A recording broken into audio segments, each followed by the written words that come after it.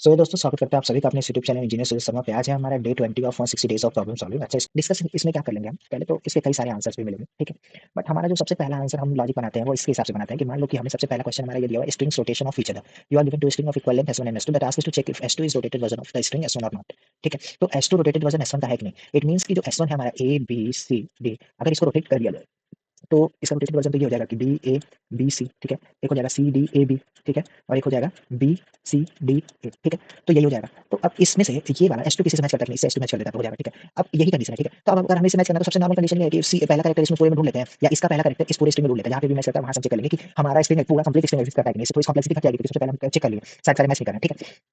एक तो ये बच जाता है। दूसरा इसका सॉल्यूशन ये हो जाता है कि अगर ये ए बी सी डी फिर से अपडेट कर दिया जाए तो कहीं ना कहीं ये दोनों चीजें रोटेशन सीक्वेंस में ही होती हैं। तो अगर मान लो कि ए बी सी डी है तो डायरेक्ट आ जाएगा बी सी डी ए हो सकता है, सी डी ए बी हो सकता है, बी ए बी सी हो सकता है, ठीक है। ये इसके रोटेशन हो जाएंगे। तो अगर ये इतने, अगर इन दोनों को A B C D A B C D, अगर इतने में ही हम चेक कर लें कि C D A B contain करता है कि नहीं, तो ये भी सॉल्यूशन हो जाएगा। बट ये सॉल्यूशन हम सबसे पहले ट्राई कर लेते हैं, ठीक है। ये सबसे आसान सॉल्यूशन है, ठीक है, कि return S1 plus S1 dot contains S2, ठीक है। ये सबसे बेसिक सॉल्यूशन और ये ऑब्जर्वेशनल सॉल्यूशन है कि हमने सबसे पहले ऑब्जर्व करके चेक कर लिया कि हाँ ये चीजें हो सकती है। सबमिट किया मैंने, देखिए 10 टेस्ट केसेस पास हो गए, 11 10 पास हो गए, टीएलई आ गया, ठीक है। अब इस टीएलई को रिमूव करने का तरीका ये, अच्छा यहाँ पे ये हो गया कि हम सबसे पहले अपेंड किए तो इसकी मेमोरी लिमिट भी एक्स्ट्रा हो गई और उसके बाद हम कंटेंट से चेक कर रहे हैं तो इसकी भी कॉम्प्लेक्सिटी कहीं ना कहीं ज्यादा चली जा रही है, ठीक है। क्योंकि ये S2 बार बार ये S1 में हर जगह चेक कर रहा होगा, ठीक है। तो हम इसके लिए कुछ अलग एल्गोरिथम बना सकते हैं। हम इसके लिए बनाएंगे इंट आई इक्वल टू 0, ठीक है।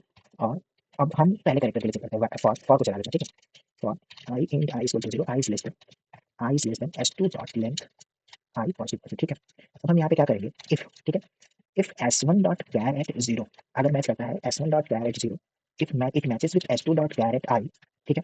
तो कहीं ना कहीं स्कोप बनता है कि हाँ, एंड दूसरा स्कोप ये भी बन सकता है कि हमारा S1, अच्छा ये तो पहले चेक हो गया, बट एक और चीज चेक करेंगे ना कि जो ये S1 है, S1 डॉट कैरेट, हाँ S1 डॉट कैरेट, इसका जो S1 dot length minus one last character, वो लास्ट कैरेक्टर से मैच करता है कि नहीं, ठीक है। तो ये भी है। तो अब S2 डॉट कैरेट, ठीक है, आई माइनस वन हो जाएगा, ठीक है। ये भी हम चेक करेंगे। अच्छा अब आई माइनस वन कैन, ये भी एक पॉसिबिलिटी है कि ये आई माइनस वन जीरो, अगर आई है तो आई माइनस वन हो जाएगा। उसके लिए हम कंडीशन लिख सकते हैं आई इक्वल टू जीरो, ठीक है। आई इक्वल टू जीरो हो तो उसके लिए भी ट्रू कर दो, ठीक है। अब इसके लिए हम चेक कर लेते हैं कि आंसर एग्जिस्ट करता है कि नहीं, क्योंकि देखो हमें सारी चीजों पर एक डबल चेक लगाना है। डबल चेक इसलिए लगाना है क्योंकि हर जगह हमारे पास कॉम्प्लेक्सिटी नहीं, हर जगह हमारे पास पॉसिबिलिटी है कि यहाँ पे आई जे क्यों लिखा हूँ मैं, आई लिख दो, कॉमा जी लिख दो, या आई ही लिख दो, या जीरो आई जीरो लिख दो, ठीक है। जीरो जीरो और यहाँ आई लिख दो, ठीक है।